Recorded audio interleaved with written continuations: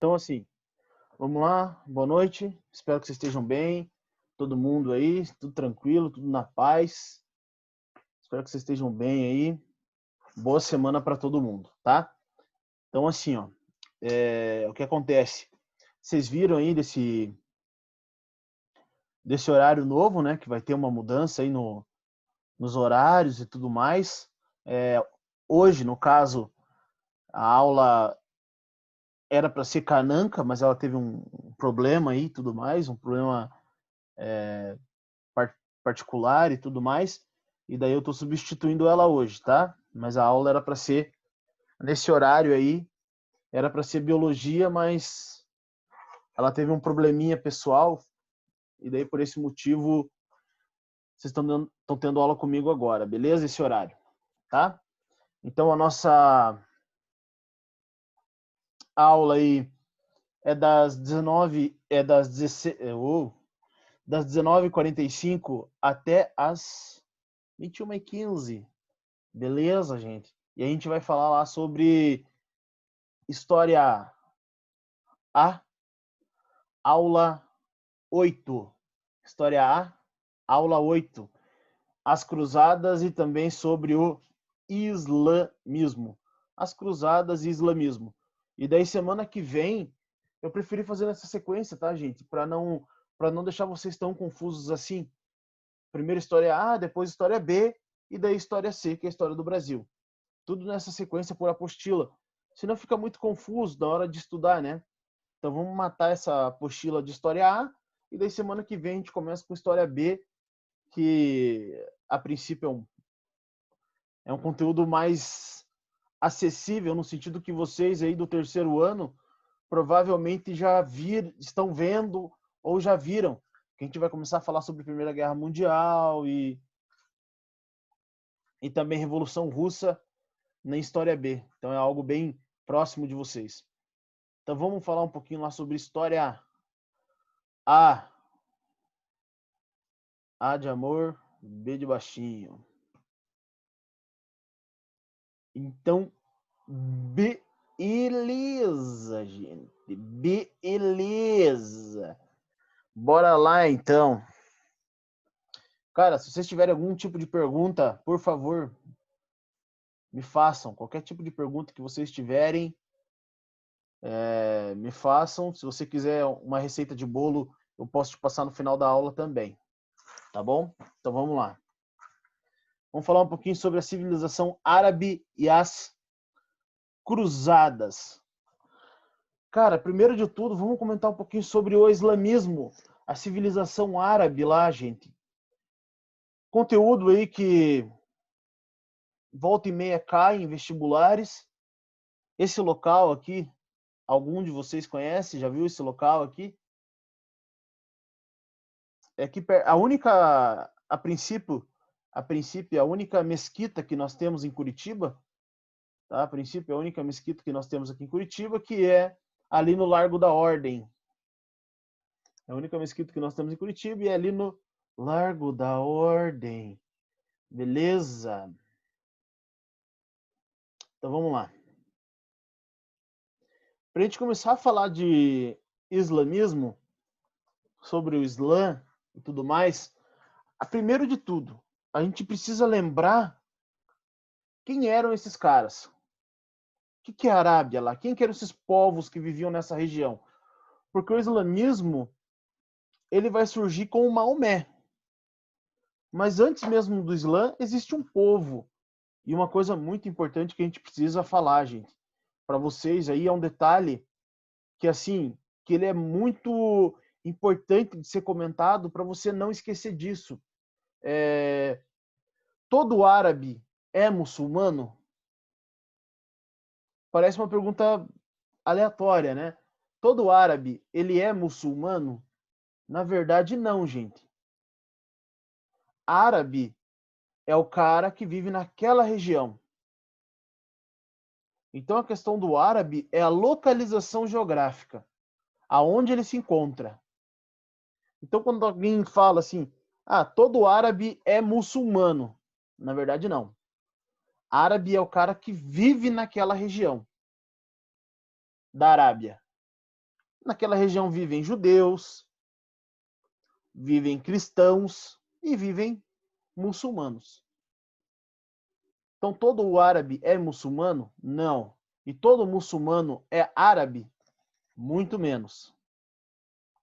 Muçulmano é aquele que crê no islamismo, tá? Muçulmano é aquele que crê no islamismo. E árabe é o cara que vive naquela região. Beleza? O cara que nasceu ali e tudo mais. Então, ele é árabe, mas muitos árabes não são muçulmanos, assim como vários muçulmanos espalhados no mundo não são árabes. É só para deixar claro isso, para não tiver nenhum tipo de dúvida, beleza? Então tá ok. Então assim, ó, Arábia. Lembrando que a nossa história A, apostila 8, civilização árabe e cruzadas. Vamos falar um pouquinho sobre os árabes. Viviam no litoral. Os que viviam no litoral eram sedentários. Então a Península Arábica é esse local aqui, ó. Esse local aqui é a Península Arábica. Os que vivem no litoral são sedentários. Porém, aqueles que vivem, a maioria das pessoas que viviam no deserto eram beduínos. Eles eram povos nômades. Viviam migrando de um lugar para o outro. E eles eram, em sua maioria, esses beduínos eram, em sua maioria, politeístas. A principal atividade dos beduínos lá, daqueles povos que viviam no comércio, era o comércio, e eles eram politeístas. Beleza? Tranquilo?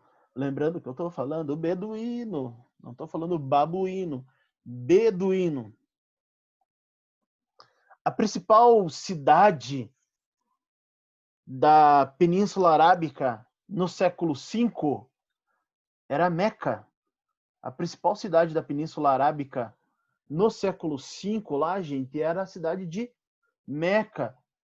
Era um importante centro comercial daquela época e também em Meca havia um templo religioso muito importante, onde se encontrava a Caaba, que é a pedra negra, o símbolo sagrado e tudo mais.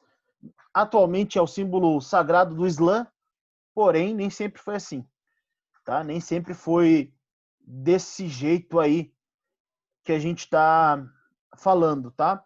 O que acontece? No século V, mais ou menos, a Península Arábica era controlada pelos sacerdotes coraxitas. Quem eram esses sacerdotes coraxitas, meu velho? Esses sacerdotes coraxitas eram aqueles que cuidavam dos templos religiosos, que cobravam os impostos. E querendo ou não, Meca era a principal cidade daquele período na Arábia, e por ter o templo onde estava Caaba, que era um templo religioso muito importante, onde se encontra a Pedra Negra, que está dentro da Caaba, os caras cobravam impostos das pessoas. E era algo muito lucrativo. E era uma parada, gente, muito lucrativa. É o teu negócio, né, gente? Se envolver algum artefato de cunho religioso e tudo mais, e você cobrar, é algo que as pessoas acabam peregrinando sempre, né, gente? Ao longo da história, a gente vai ver assim, locais que tornam-se sagrados e referências de várias religiões, e tornam-se locais de peregrinação. E nesses locais, logicamente, que impera o tal do comércio. Isso se já existia no tempo 2000 a.C., no tempo de Cristo, imagine no islamismo no século V, naquela região onde os povos, a base econômica era literalmente o comércio. Então, assim, era um local sagrado, as pessoas iam lá peregrinar e, ao mesmo tempo, se tornou um local de comércio. Então, era uma área muito rica, a cidade de Meca, controlada pelos coraxitas, que eram líderes sacerdotes politeístas daquela região. Beleza? Tranquilo até aqui? Eis que surge um cara. Eis que surge um cara. Quem é esse cara? Maomé.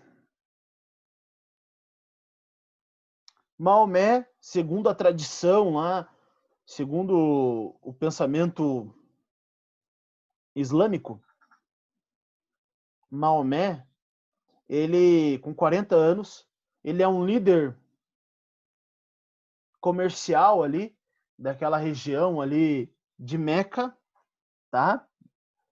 E ele era beduíno, só que o Maomé, veja bem, gente, agora a gente vai falar do aspecto histórico da parada.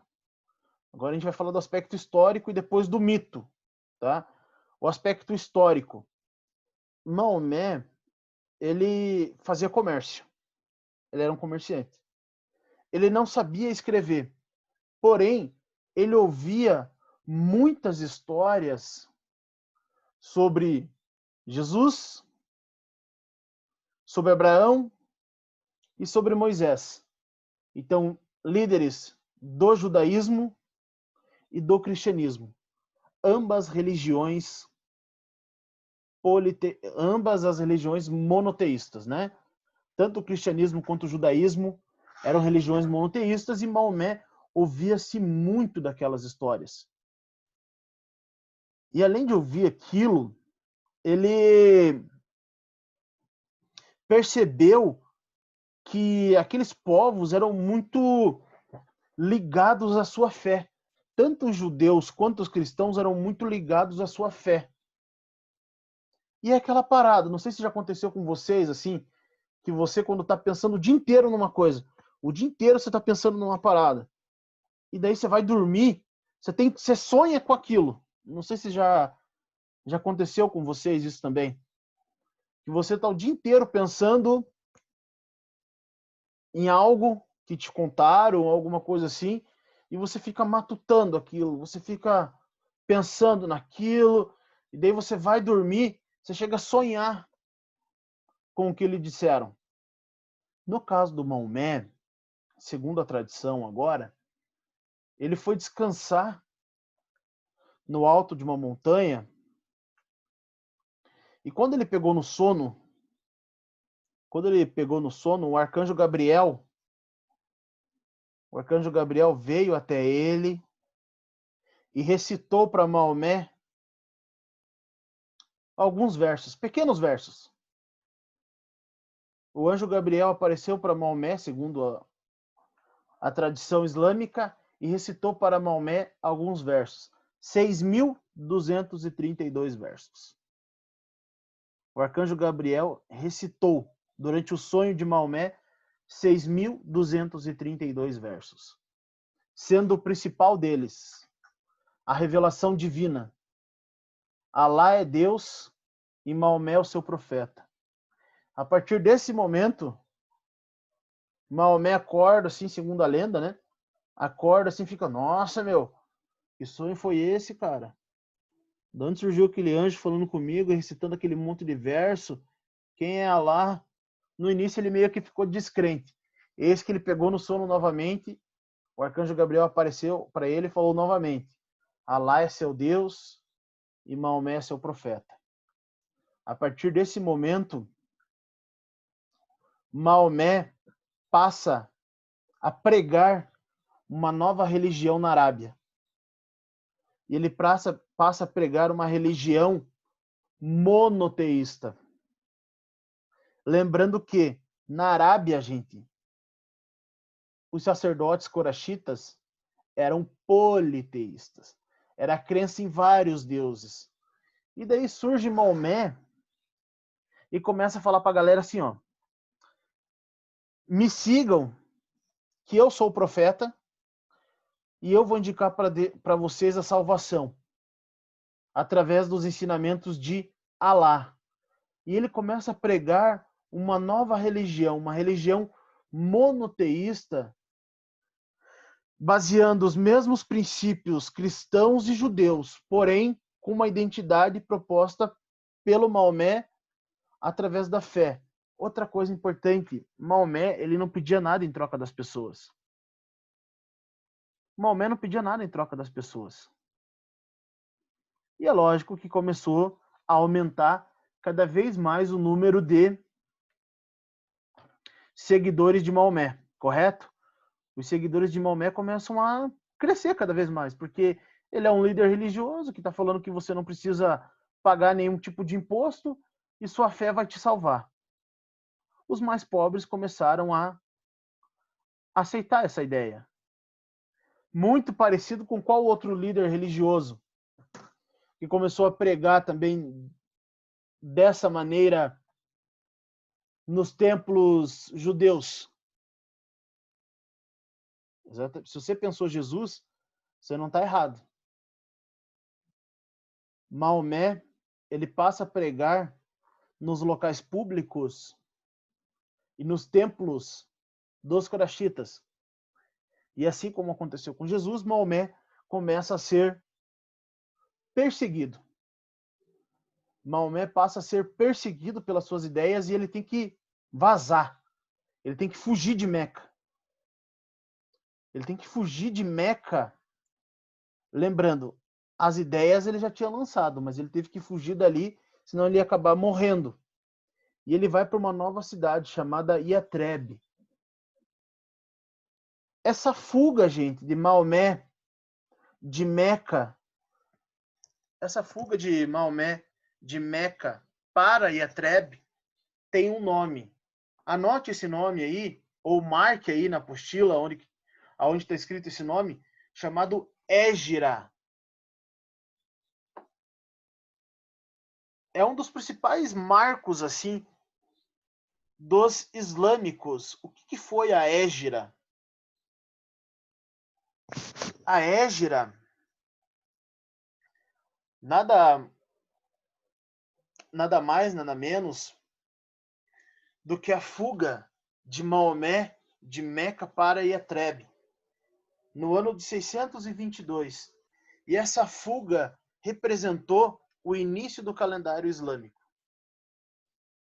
Cada religião monoteísta tem seu próprio calendário. O dos islâmicos começa com a Égira, que é a fuga de Maomé de Meca para Iatrebe. E nessa cidade de Iatrebe, as suas ideias passam a ser aceitas, ele passa a pregar nessa cidade, e essa cidade é refundada com o nome de Medina, cidade do profeta. Então a fuga de Maomé de Meca para Medina, nós chamamos de Égira.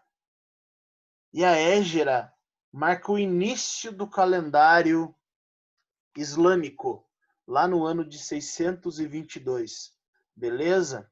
E por que ele teve que fugir de Meca?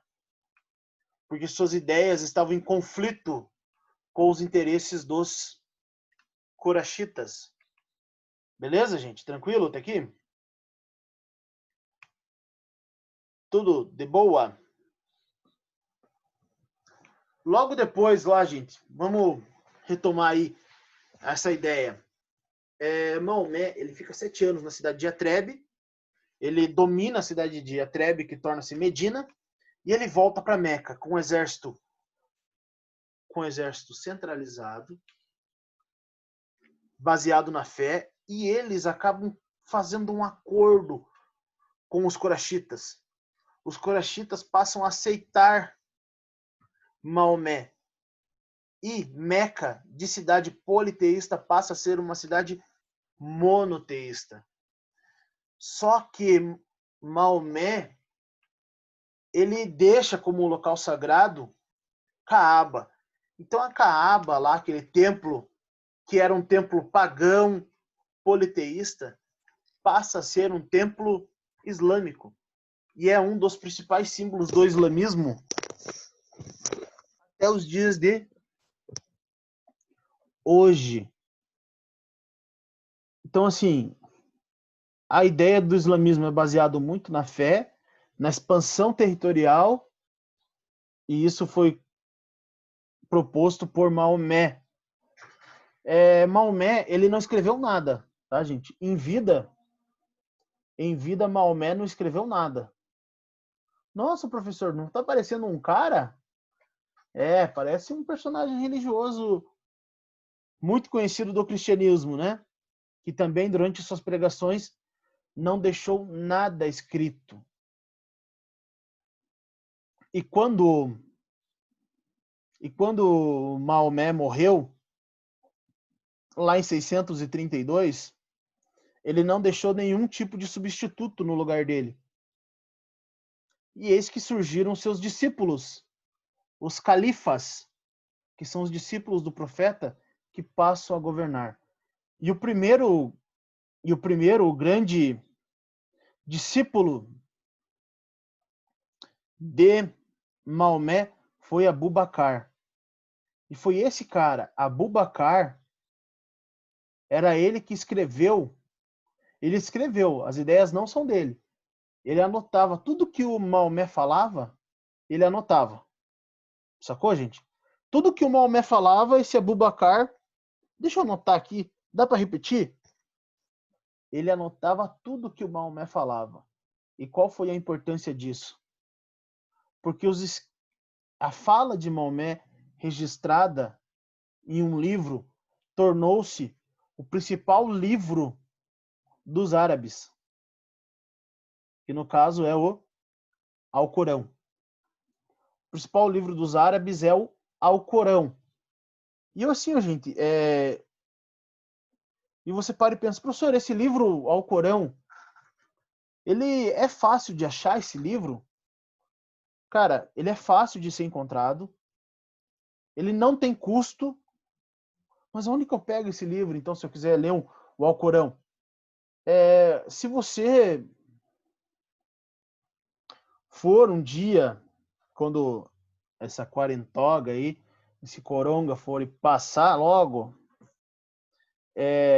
você tiver meio que dando um rolê aleatório, que não seja de madrugada e nem à noite, um pouquinho antes do entardecer, à tarde, lá pelo Largo da Ordem, você pode ir na mesquita e pedir um. Eles entregam um modelo para você do Alcorão, para você ver e ler as histórias dos islâmicos.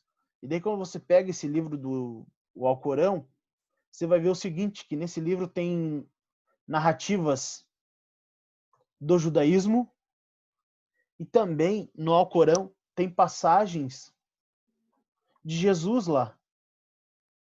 Então dentro do Alcorão cita Jesus, mas coloca Jesus como um dos profetas.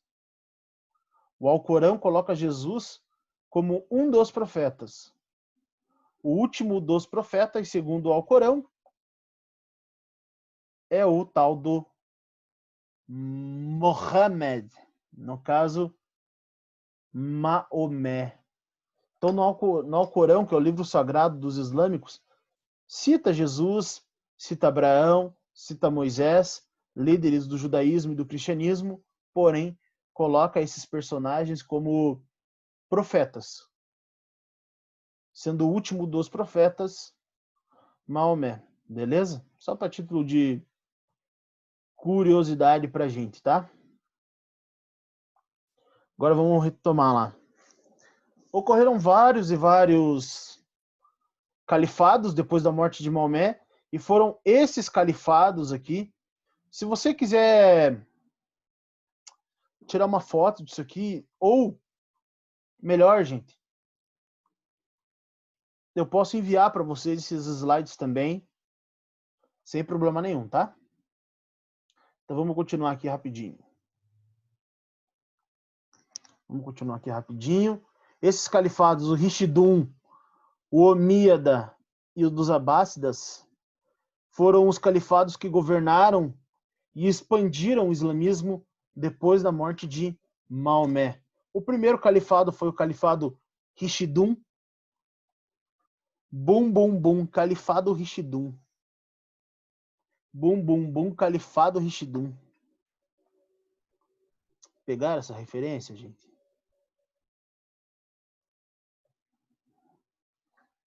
pegar essa referência. Então, assim, ó, os árabes expandiram muito seu território através da fé, da luta de conquistas, né? Também guerrearam, e ao mesmo tempo havia um interesse comercial. Os árabes tinham o interesse de realizar comércio. Então, o Império Islâmico é esse aqui, ó, que vocês estão vendo junto comigo no mapinha. Ele ia desde a Índia até a Europa, até a Península Ibérica, até Portugal e Espanha. Então, o Império Islâmico era muito grande. E por pouco, gente, por pouco, os islâmicos quase invadiram toda a Europa.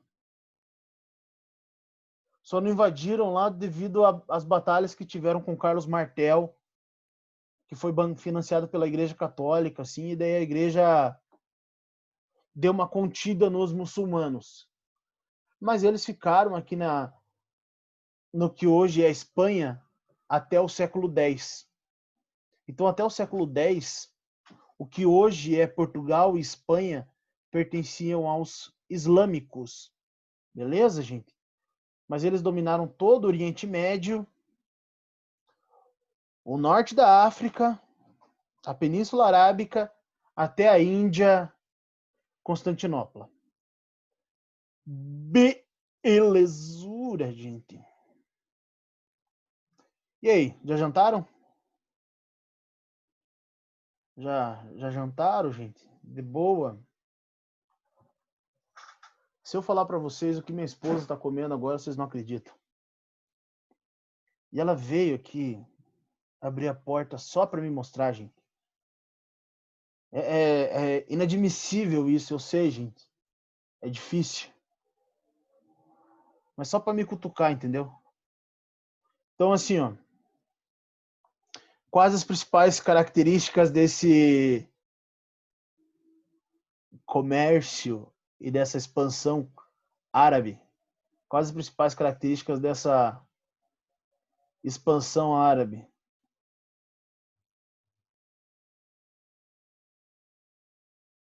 As principais características dessa expansão árabe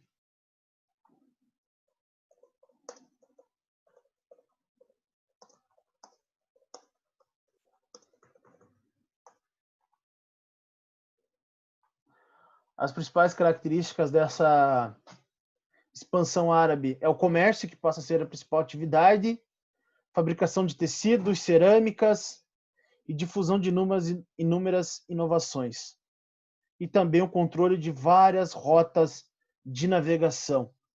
Outra característica importante, gente, os islâmicos, além de expandir o seu território, eles começaram a converter várias das nações aqui que eles invadiam, tornavam-se islâmicas, inclusive na África. Muitos reinos africanos foram convertidos ao islamismo. Tanto é que a maior parte, uma curiosidade para vocês, a maior parte dos escravos que veio para o Brasil, cerca de 60% dos escravos que vieram para o Brasil, eles eram de origem islâmica. Eram escravos convertidos ao islamismo.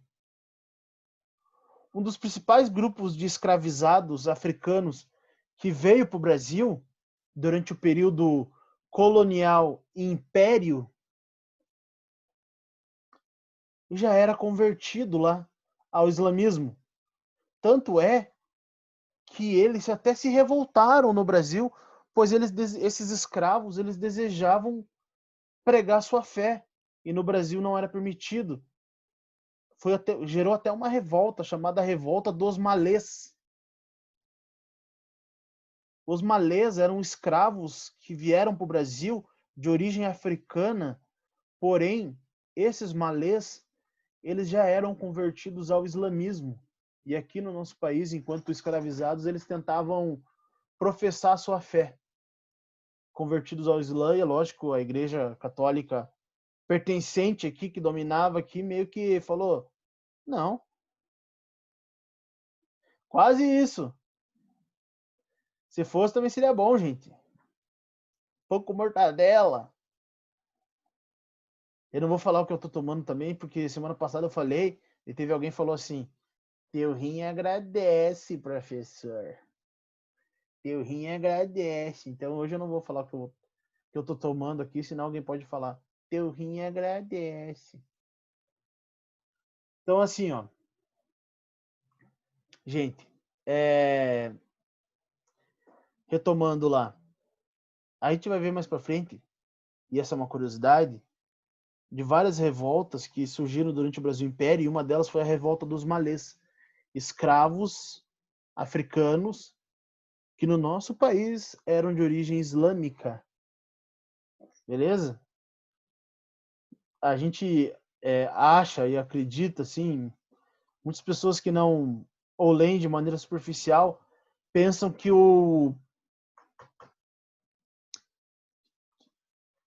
na África a maioria dos escravos que veio para o Brasil era politeístas, de origem de matriz africana, candomblé e tudo mais. Na verdade, gente, grande parte dos escravizados que vieram para o nosso país já eram convertidos ao islamismo devido a essa expansão do Islã. Tá bom? Principal atividade a gente já falou, né? Comércio, fabricação de tecidos, difusão de inúmeras inovações e controle das rotas de navegação, principalmente as rotas aqui do Mar Mediterrâneo. Os árabes passam a controlar o comércio aqui do Mar Mediterrâneo a partir do século VII, mais ou menos. Os árabes passam a controlar o Mar Mediterrâneo. Beleza? O islamismo é baseado no Alcorão, que é o livro sagrado.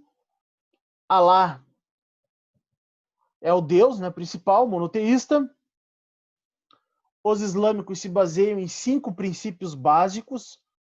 Os islâmicos se baseiam lá em 5 princípios básicos: fé, oração, caridade, jejum e peregrinação. Esses são os 5 princípios básicos do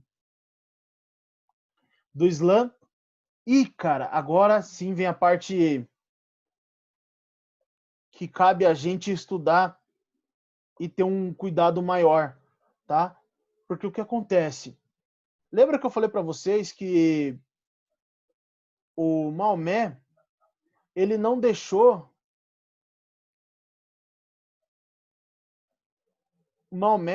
nenhum substituto. Ele não indicou ninguém para ficar no lugar dele. E isso, gente, gerou um BO que perdura até os dias de hoje. Porque após a morte do profeta, surgiram 2 grupos principais que rivalizam o poder e reivindicam o poder do islamismo até os dias de hoje. Quais grupos são esses?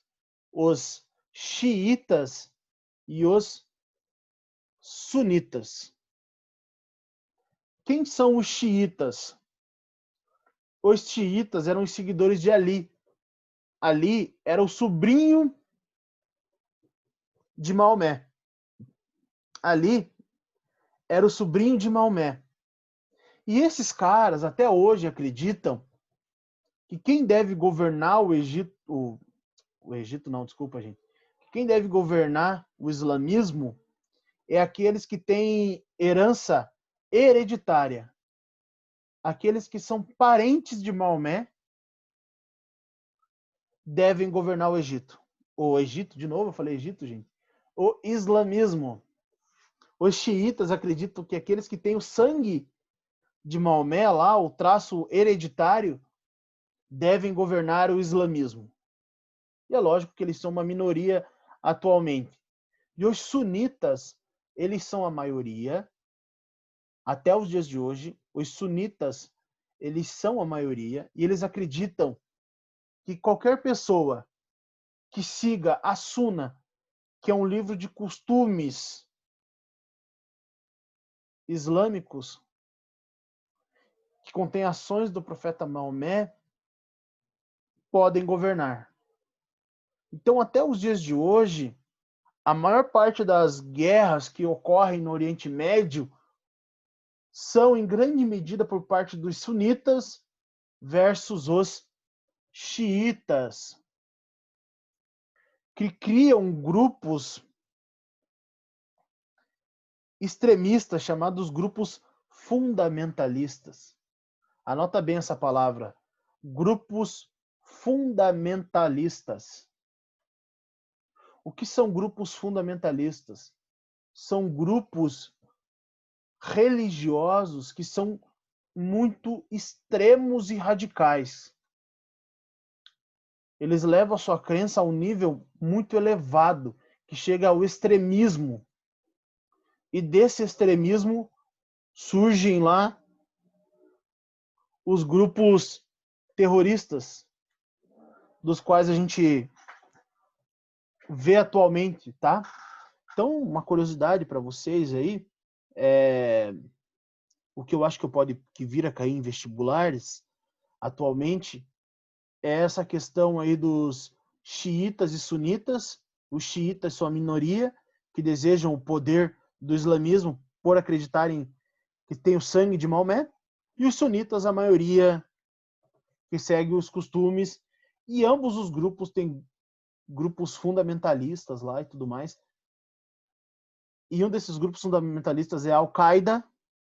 O que eu acho que pode vir a cair para nós é sobre a questão da Malala, que a Malala se formou lá em Oxford e tudo mais. Eu acho que isso pode vir a cair algo relacionado a Malala. Tem até um livro, gente, bem legal, indico para vocês, chamado Eu Sou Malala. Bem bacana mesmo. Se você não leu ainda, fica aí uma dica de leitura para você pesquisar lá e tudo mais, quando você tiver um tempinho sobrando e gostar de ler, né? Lógico, gostar de leitura também. Bem legal, vale muito a pena, tá? A cultura árabe era baseada num livro chamado As Mil e Uma Noites. E os árabes desenvolveram um hábito de expansão lá cultural muito grande.